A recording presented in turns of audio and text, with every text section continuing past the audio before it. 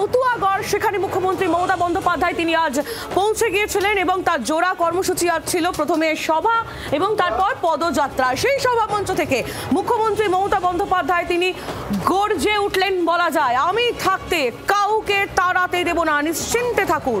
মতুয়াগড়ের মঞ্চ থেকে এই হুঙ্কার মমতা বন্দ্যোপাধ্যায়, বিজেপিকে কটাক্ষ, আমার সঙ্গে খেলতে এসো না, নাগাল পাবে না।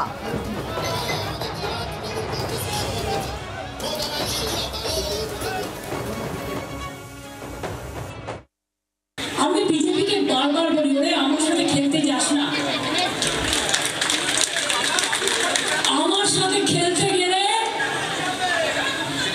আমি যে খেলাটা খেলবো সেই খেলায় তোমরা আমাকে ধরতেও পারবে না। মুখ্যমন্ত্রীর বক্তব্য আপনারা শুনছিলেন, এরকম একের পর এক বিজেপিকে একেবারে অল আউট অ্যাটাক করেছেন মুখ্যমন্ত্রী মমতা বন্দ্যোপাধ্যায়। তার বক্তব্য যে এসআইআর করুন, কিন্তু এই 2 মাসের মধ্যে তাড়াহুড়ো করে এসআইআর করা এবং তারপর তার জেরে বিএলওরা এত সমস্যায় পড়ছেন, এটা চলবে না, এমনই বক্তব্য মুখ্যমন্ত্রীর।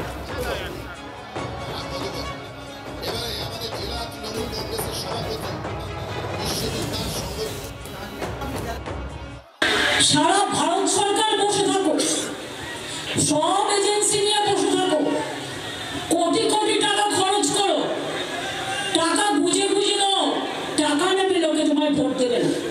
কারণ তুমি 1 মাসের জন্য টাকা দেবে আর 365 দিন চলবে থেকে।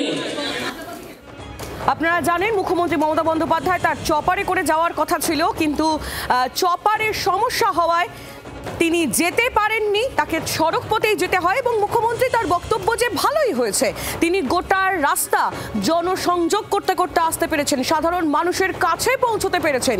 হেলিকপ্টার বাতিল করে দিন, যা ইচ্ছে করুন, আমার কিচ্ছু যায় আসে না, মন্তব্য তৃণমূল সুপ্রিমোর।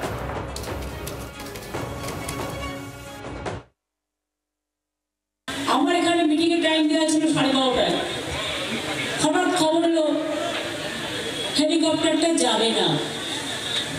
আমি দেখলাম দারুণ মজার খবর, তো ইলেকশনই শুরু হলো না, তার মধ্যে কনফ্রন্টেশন শুরু হয়ে গেল, কিন্তু ওরা বুঝলো না এটা আমার ভালো হলো। কাজেই আপনারা আমার হেলিকপ্টার বাতিল করে দিন, আমার রুট বন্ধ করে দিন, যা ইচ্ছা তাই করুন, আমার কিছু যায় আসে না। এখানেই শেষ নয়, মুখ্যমন্ত্রী মমতা বন্দ্যোপাধ্যায় তিনি নাম না করে শান্তনু ঠাকুরকেও তোপ দেখেছেন। যারা টাকা নিয়ে ফর্ম দিল, যারা সিএ সার্টিফিকেট দেওয়ার নামে টাকা নিল, তারা এখন বিদেশে চলে গেল, মন্তব্য মমতা বন্দ্যোপাধ্যায়।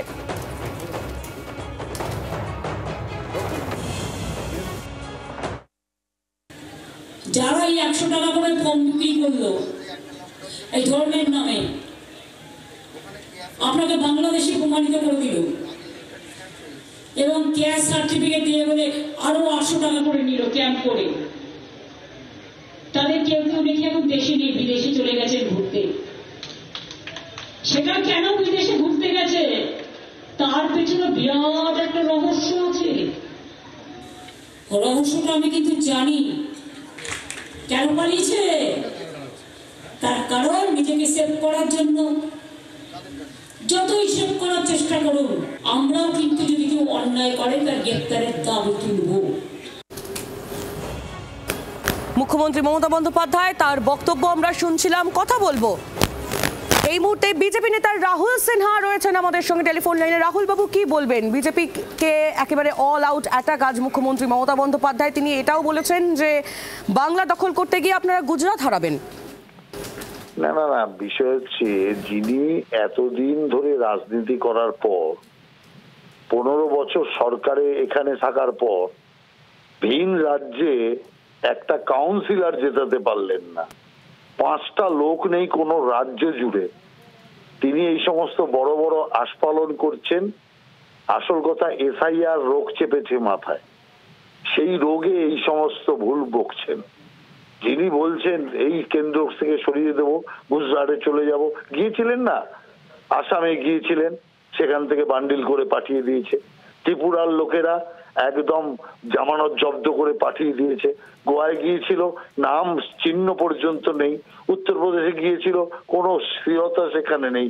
দিল্লিতে গিয়েছিল, সেখানে নাম নাক কান কাটিয়ে এসছে।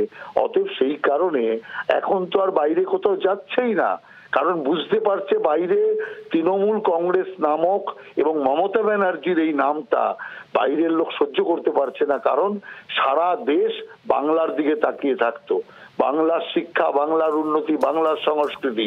আর সেই বাংলাকে যে অবস্থা উনি করেছেন, তারপরে কোনো বাংলার বাইরের রাজ্য আর একে সহ্য করতে পারছে না। এবার বাংলার মানুষও তাড়াবে, কারণ এতদিন অনুপ্রবেশকারীর ভোটে জিতেছিল, এবার অনুপ্রবেশকারী নেই, ভুয়ো ভোটার নেই। অতএব বাংলার মানুষের ভোটে এবার তৃণমূল কংগ্রেসের বিদায় যখন ঘন্টা বেজে গেছে, তখন এরকম অনর্গল উল্টো পাল্টা কথাবার্তা বলছে, অসংলগ্ন কথাবার্তা বলছে। ধন্যবাদ রাহুল বাবু। বিজেপি নেতা রাহুল সিনহা ছিলেন আমাদের সঙ্গে টেলিফোন লাইনে। মতুয়াগড়ে মুখ্যমন্ত্রী মমতা বন্দ্যোপাধ্যায় তিনি একেবারে মঞ্চ থেকে একের পর এক তোপ, কখনো বিজেপিকে, কখনো নির্বাচন কমিশনকে। আপনাদের আরো একবার জানাবো, শান্তনু সেনকেও তিনি, শান্তনু ঠাকুর মাফ করবেন, তাকেও তিনি নাম না করে নিশানা করেছেন। যারা টাকা দিয়ে ফর্ম দিল, যারা সিএ সার্টিফিকেট দেওয়ার নামে টাকা নিল, তারা এখন বিদেশে চলে গেল। এই মন্তব্য মুখ্যমন্ত্রী মমতা বন্দ্যোপাধ্যায়। আরো একবার শোনাবো শান্তনু ঠাকুরকে নিশানা করে ঠিক কি বলেছেন আজ মুখ্যমন্ত্রী। যারা এই 100 টাকা করে ফর্ম বিক্রি করলো এই ধর্মের নামে, আপনাকে বাংলাদেশে প্রমাণিত করে দিল এবং ক্যাশ সার্টিফিকেট দিয়ে বলে আরো 800 টাকা করে নিল ক্যাম্প করে। তাদের কেউ কেউ দেখি এখন দেশে নেই, বিদেশে চলে গেছে ঘুরতে। সেটা কেন বিদেশে ঘুরতে গেছে, তার পেছনে বিরাট একটা রহস্য আছে। রহস্যটা আমি কিন্তু জানি। কেন পালিয়েছে? তার কারণ নিজেকে সেভ করার জন্য। যতই সেভ করার চেষ্টা করুন, আমরাও কিন্তু যদি কেউ অন্যায় করে তার গ্রেপ্তারের দাবি তুলব। বাংলার আওয়াজ, বাঙালির আবেগ, জি 24 ঘন্টা।